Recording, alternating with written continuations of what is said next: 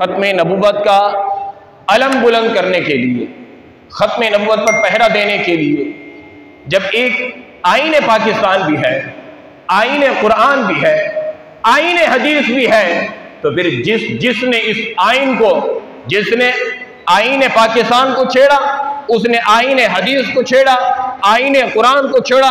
क्योंकि कुरान का कानून हुजूर अल्लाह के आखिरी नबी, हदीस का कानून हुजूर अल्लाह के आखिरी नबी, पाकिस्तान का कानून हुजूर अल्लाह के आखिरी नबी। तो जिसने गद्दारी की है उनको तख्तेदार पर लटकाओ, लेकिन कभी ऐसा करने के लिए कोई तैयार नहीं। और जिसने अलम बुलंद किया हुजूर की ख़त्म नबूवत का, वो वतन का गद्दार हो गया। अब जिसने हुजूर की पहरा दिया, हुजूर की ख़त्म नबूवत पर पहरा देने के लिए मैदान अमल में निकला, वो कुरान के आइन की भी हिफाजत करने के लिए निकला है, वो हदीस के आइन की भी हिफाजत करने के लिए निकला है, पाकिस्तान के आइन की भी हिफाजत करने के लिए निकला है। आला हज़रत इमाम अहले सुन्नत मुजद्दिद दीन व मिल्लत शाह इमाम अहमद रज़ा खान फाज़िल बरेली रहमतुल्लाहि तआला अलैह आज से 104 साल पहले हमें यह खबर दे के गए हैं, सोना जंगल, रात अंधेरी छाई, बदली काली है, सोने वालों जागते रहियो, चोरों की रखवाली है। आज आपके आइन के हुक्म पासदार कौन बने हुए हैं? जो आइन की खिलाफ वर्जी करने वाले हैं। आज उलमाए कौंसल जो बनी हुई है, वो कौन लोग हैं?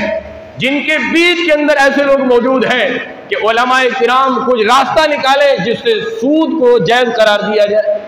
ऐसे लोग मौजूद हैं कि जो बीच में रास्ता निकालने के लिए लगे हुए हैं कि किसी तरीके से ट्रांसजेंडर का बिल पास हो जाए। ऐसे लोग मौजूद हैं कि जो बीच में कोशिश में लगे हुए हैं कि निस्वा बिल के नाम पर हमारी माओ बहनों बेटों की चादर ततहीर उतारना चाहते हैं, उनके हया का पर्दा चाक करना चाहते हैं। और हम ये समझते हैं ये ख़वातीन के हक के लिए आवाज़ बुलंद कर रहे हैं। कोई ऐसा नहीं कर रहा, खुदा की कसम गारंटी से कहता हूँ। जो इस्लाम ने औरत को हुकूक दिए हैं, ऐसे हुकूक कोई दे सकता है? इस्लाम ने पहला हक दिया कि जिस घर में बेटी पैदा हुई, बाप के लिए अल्लाह की रहमत की बशारत है कि तेरे घर के अंदर अल्लाह की रहमत आ गई है। बेटी पैदा हुई, मेरे मुस्तफा ने फरमाया बेटी अल्लाह की रहमत है, उसे देख आंखें ठंडी कर। कोई और ऐसा हक दिला सकता है?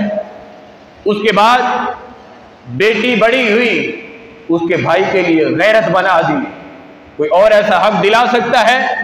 भाई कभी नहीं चाहता कि मेरी बहन की तरफ कोई गलत निगाह उठा के देखे, वो आंखें निकाल के बाहर फेंक देगा। उसके बाद तीसरा हक मिला कि जब वो किसी के अक्द में गई, किसी के निकाह में गई, तो शरीयत ने, इस्लाम ने हक दिया कि उसका ईमान मुकम्मल तब हुआ है जब उसके निकाह के अंदर एक औरत गई है। उसका ईमान आधा था, निस्फ ईमान था, आधा ईमान निकाह के अंदर रखा और फरमाया तेरा ईमान मुकम्मल तब होता है जब तू निकाह करता है। उसके बाद जो चौथा हक दिया, फरमाया अब यह औरत रहमत भी है बाप के लिए, गैरत भी है भाई के लिए, और आधा ईमान है शोहर के लिए। जब उसके यहाँ औलाद पैदा होती है, बच्चा या बच्ची पैदा होती है, तो रब्बुल जलाल के महबूब सल्लल्लाहु अलैहि वसल्लम इरशाद फरमाते हैं औलाद की जन्नत माँ के कदमों के नीचे रख दी गई है। औलाद के लिए जन्नत भी औरत है, औलाद के लिए जन्नत भी औरत है, बाप के लिए रहमत भी औरत है, भाई के लिए गैरत भी औरत है, शोहर के लिए आधा ईमान भी औरत है। ऐसा हुकूक कोई और दिलाने वाला है तो बता दो कायनात के अंदर।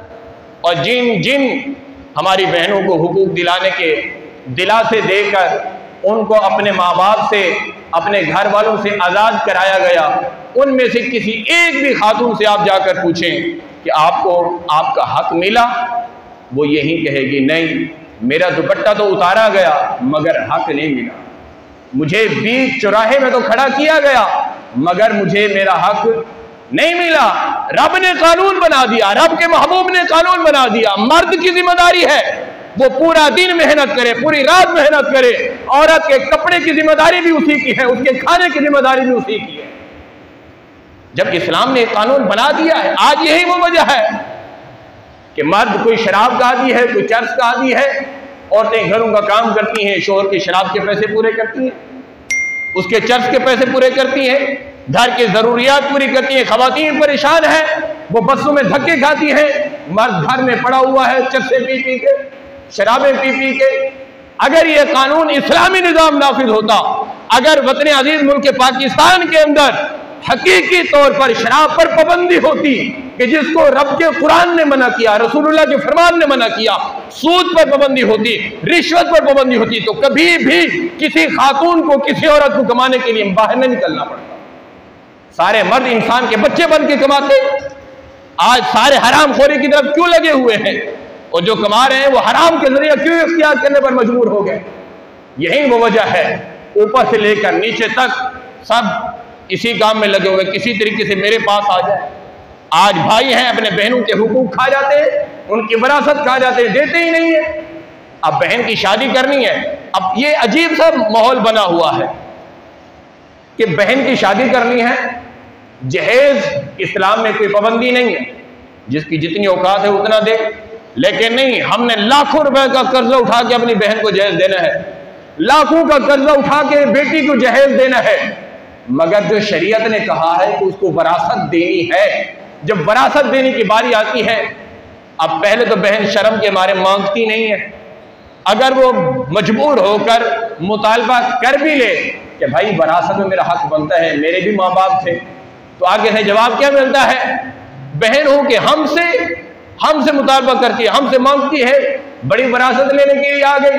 तुझे पता है तेरी शादी पर हमने कितना खर्चा किया था, फलां की बहन ने माफ कर दिया, फलां की बहन ने माफ कर दिया, फलां की बहन ने माफ कर दिया, हमारी 4 बहनें, तीनों ने माफ कर दिया, तू एक आ गई मांगने के लिए। याद रखिए, वरासत बहन माफ भी कर दे तब भी माफ नहीं होती। ये वरासत ऐसी चीज है, लेकिन हर चीज के अंदर हमने अपने कानून बनाए हुए हैं, अपना निजाम बनाया हुआ है, अपने तरीकाकार बनाए हुए हैं। जब अपने तौर तरीके पर चलेंगे तो फिर यही होगा।